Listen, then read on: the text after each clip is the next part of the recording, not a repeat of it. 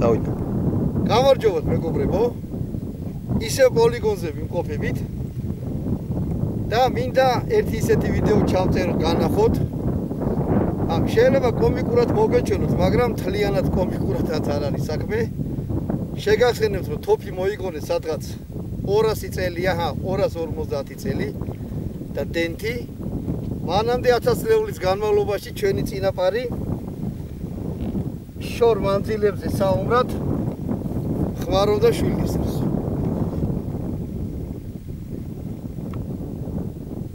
ეგ ეხლა ჩანს ისეთ მდგომარეობაში, რომ შვილდისარი ვითომ არაფერია, მაგრამ თავის დროზე ეს იყო ძალიან საშიში იარაღი შორ მანძილებზე სასრულად. თვითონ ის არის განვიხილოთ. წვერის სხვადასხვა ნაირი შეიძლება იყოს ქვის, ხანის დროინდელი ქვის და სერდოლიკის წვერებიდან დაწყებული. ეხლა უკვე ლეგირებული ფოლადისაა. უკან ფრთები უყენია ფრენის დროს.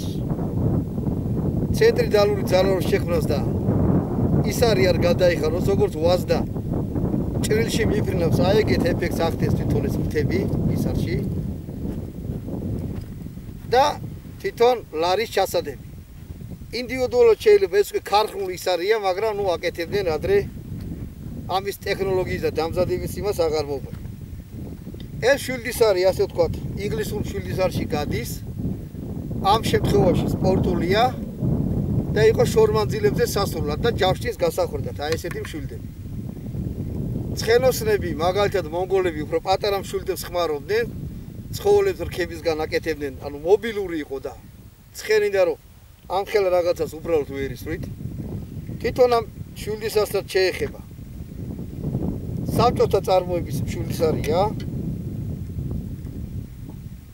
მოჭიბის ზალა 700 მეტრზე შეუულია სრულ, არც ზე პატარა არ არის.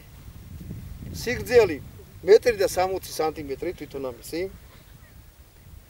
ნუ ფასი და 122 ბანეთი. აი აქ ესეთი ჩხირი, ისრის დედა ქვია, აი ამას.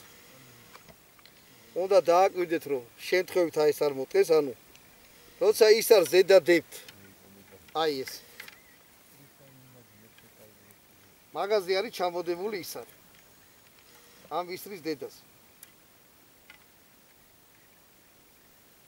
სროლის დროს ყურადღება მიაქციეთ, რომ ლარი არ მოხვდეთ ამაში. ანუ გაშვების დროს თუ ლარი ამაში მოხვდა, თერხორ ჩაჭის კუნთ შეიძლება ძვალიც გაგიტეხოთ. აი ახლა ამ ისარს ვისვრი და 3 თითით ხდება ისრის სროლა, გამოდება. თვითონ ის არის აი 2 თით შორის უნდა მოყვეს, აი ესეთ მდგომარეობაში. ხელი უნდა გქონდეთ აი ესე გვერდზე.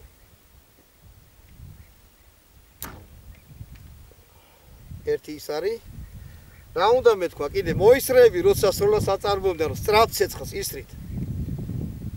სხვა ისრებს არ ჭობდნენ მიწაში, ანუ ამოიღო მიწიდან ისროლა, კაპარჭი და რამეა როგორ, როცა პოზიციებზე იდგენ.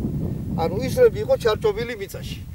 თავის დაუნებურად თვითონ ისრის წვერი იყო მიწიანი.